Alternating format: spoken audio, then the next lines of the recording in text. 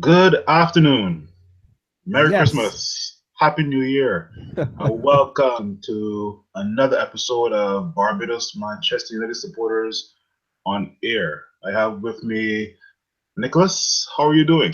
Yes, man. Very, very good. How you doing, Phil? Uh, my United has been performing really well, so I have been doing pretty good. Me too. Well, Yeah. there's so much to talk about. There's United going unbeaten in 8 games. That's the best that we've Mm, done in 7 years. yeah. There's also us ending 2016 with a bang against Middlesbrough, and there's Hmm. also United starting out well in 2017. But Yes. the main topics I want to focus on today, since it's the January transfer window, is United is being linked with Antoine Griezmann from Atletico Madrid. Now, Hmm. he has a release clause of 85.5 million, and most importantly, he just signed a new contract with Madrid in 2016. But it appears that he's been talking with Paul Pogba, and he's been talking about life at Man United. What do you think about that? Well, a lot of signs point to obvious interest for United in Griezmann and Griezmann and United, as you mentioned. Griezmann is good friends with Paul Pogba, and to an extent, Morgan Sterling and Anthony Martial, from obviously from the French team. So there are enough French connections for him to feel comfortable. Obviously, um, Griezmann wears number 7, and there's a lot of talk about Memphis leaving the club. So obviously, number 7 will be free up. I don't know if we will want to take the number 7 because our number 7 seems to be a little cursed these days. But Mm-hmm. we have another talk about that sometime. But yeah, the fact that he wears number 7, Pogba links the fact that in Mourinho's current system, it looks like he would be a perfect fit. And we at United, we currently need somebody, a striker who's not so young and inexperienced, but still not too old, because we got two old boys in Rooney and Zlatan, and you got two young boys in Rashford and Martial. Remember, Martial, yeah. Martial is only 2 years older than and Rashford. Rashford just turned 19.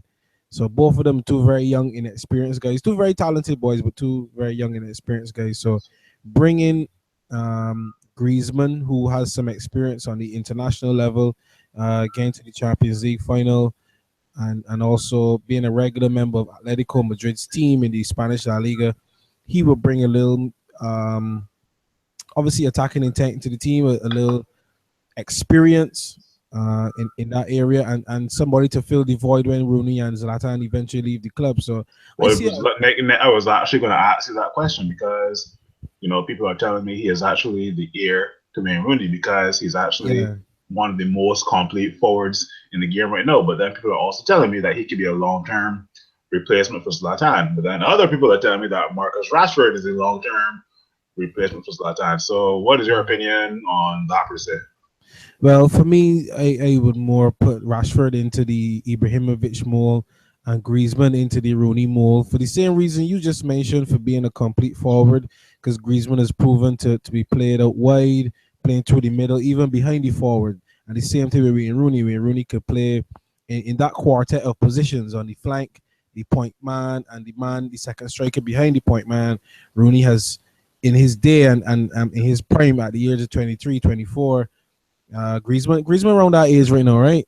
Yeah, Griezmann is 25 and he's turning 26 later on this year. Well, Right. yeah, so So when Rooney was in at that age, around 2010, 2011, he was playing in those positions and being very efficient. So I more put Griezmann in the Rooney mold, and see him as replacement for Rooney or successor for Rooney.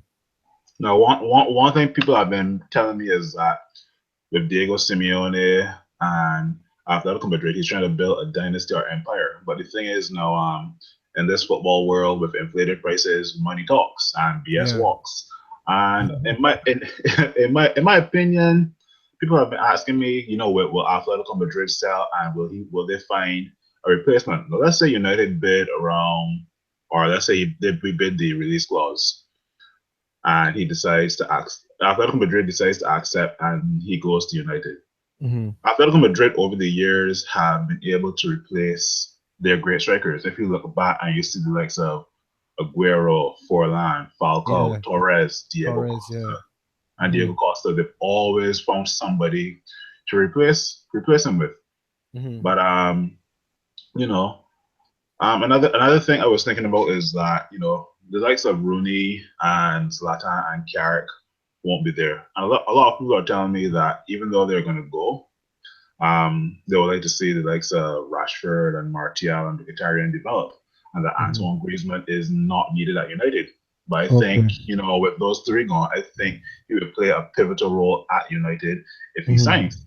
Like he can play the complete role, like left, right, Yeah, in the yeah. middle as well. What do you think? Man, people we always thinking in the present day and saying, oh, like, we need to let players like Mkhitaryan and players like Rooney and not players like Rooney, players like Rashford and Martial develop. But how would Griezmann's addition hinder their development? It only Exactly. all it would serve to do is to have competition in the team, because remember, in a little bit while we can lose the pie, we can lose Wayne Rooney as well. We can lose Latan. That's three players who can play in the forward position who we can be without in the next couple of years. So if you could get Griezmann in, a player in his prime, one of the best players in the world, admittedly, even though a lot of people don't want to give him the credit, he is one of the best players in the world. And you were just mentioning that Atletico normally replace these guys pretty well, but so I think that this job now of replacing Griezmann, who is to me on the cusp of greatness, this job of replacing Griezmann is probably going to be a little more difficult, because to me, he adds more than just goals to Atletico's play. He adds more that dynamism that they need in the attacking third. Because remember, Atletico is remembered to be a more gritty team, grafters on the pitch, fighting for one another. But Griezmann in recent years add a little more class to the forward line Hmm. over there at Atletico, so the football look a little different and look in such a way that it don't look as rough and tumble as people portray Simeone to be, but the football actually has some finesse. So replacing him, I say all that to say, replacing him is going to be quite much more difficult than replacing one of the centre forwards that they had in the past. So we would do good to sign him. You never know in the summer what might happen, because apparently United got a lot of money, so we might put up some money and get this boy. I'm being told in the last couple of weeks since the Griezmann rumor has attracted a lot of interest that Chelsea fans and Liverpool fans and even Arsenal fans have the audacity to tell me that Griezmann would probably rather sign for them because Uh-huh. Arsenal are in the Champions League Yeah. and Chelsea are quote unquote about to win the EPL, but um, I'm asking Arsenal fans, would Griezmann rather play with Giroud and Danny Welbeck, or would he rather play with Zlatan Ibrahimovic or Mata? But anyway, No, that's off what of that's what you know this well, bet yeah. boy Danny Welbeck. Welbeck is a Manchester boy, man. You can't diss him, man. He's yeah. Well, Call somebody else, man. Call Lucas Perez or Oxlade Chamberlain or somebody. it's true. But on to 2017. We started off 2017 pretty positive, Mm-hmm. and 2017. What are your expectations? I'll give a little start, and I'll say that um, I still want United to challenge for the PL, Mm-hmm. and also after the PL, there's also the Europa League. I want us to put out strong teams in that, and also the FA Cup. But come at the end of this season, moving on to the 2017-2018 season, I want United to put forward a very strong foot for that season because we started off pretty slow, and I think Mourinho didn't realize what his best starting 11 was. That's just part of my expectations for 2017. There's a lot I can mention, but Yeah. I'll give you a chance to express some of your expectations. Yeah. Well, just simply put, when it comes to New Year and people have the expectations and the resolutions for the year, you tend to think back on the previous year and where you want correct. So it's Correct. simple. It's easy for us to look back at our last few games in December.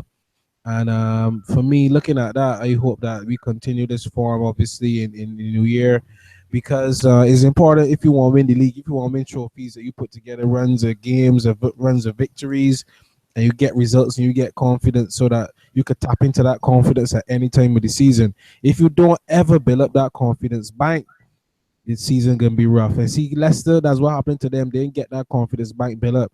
Chelsea getting their confidence bank built up. So but anyhow, I want United to build up our confidence bank. We haven't had one really in the last 3 years.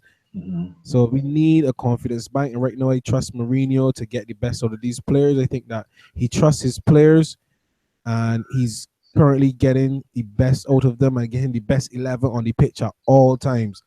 Even without Carrick, we still look strong. And remember, we were saying that Carrick is the linchpin. So it seems now to be rubbing off on other players, and we're looking a little stronger. So I just want, that's my main goal for 2017 for United. Remember these two words, the confidence bank. It's true, the confidence bank, So because I it's want, basically us improve. It's basically us improving on yes, 2016 and going on a very long run of games, and that's right. basically what I want So United let to me be just doing. build up the confidence bank so we could get a little withdrawal when we're ready. When things looking tough, we could go and get a withdrawal and we could look good and we could look strong. That's true. Our next game is against Hull City in the EFL Cup. What are your predictions for that game in terms of like the scoreline? We can beat them obviously, but I can't, because you see them no sap might feel in there, and like I think they're playing at Old Trafford the first leg. I'm not sure No. Yeah, we're playing at home. So exactly. So if we win that, well then yeah, hopefully we can go with a good score line into the next round.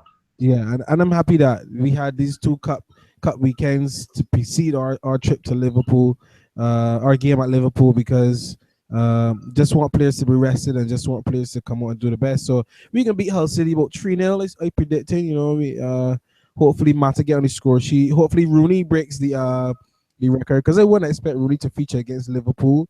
I Well, would you never expect know. I would love Wayne Rooney to break the to break the record record. against Liverpool. Yeah. that that would be great too. But I for some reason I don't think Mourinho and his pragmatic mind is going to play start rooting against Liverpool. So I hope he still get it in the FA Cup, in the EFL Cup. I hope he get it. I don't really care when he does it. I just hope I see when he gets it. So yeah, Hull City 3-0, we can beat them, and then Liverpool, we take care of them as well. Oh, I got us to cut Liverpool ass. But anyway, Oh, roll that's it. on, roll on. 2017. United 8 wins on the trot, and Mm. you know what? Thank you, Nick, for taking some time out of your busy schedule. And I wish you to the blessed 2017, and I wish all my United fans and my United haters a lovely 2017. Yeah, even same to you, Phil, and even more so to the Man United haters. Even better 2017, because we Oh, know if 2017 is worse for you all, you can come and hate on United more. So I hope that you have a better 2017, so you will find somebody else to hate on, and so you will have some positivity in your life. So yeah, happy New Year to everybody. One love.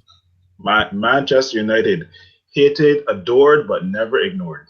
Never ignored. Never. This has been the 11th episode of Barbados Manchester United Supporters on Air. Thank you very much. Peace.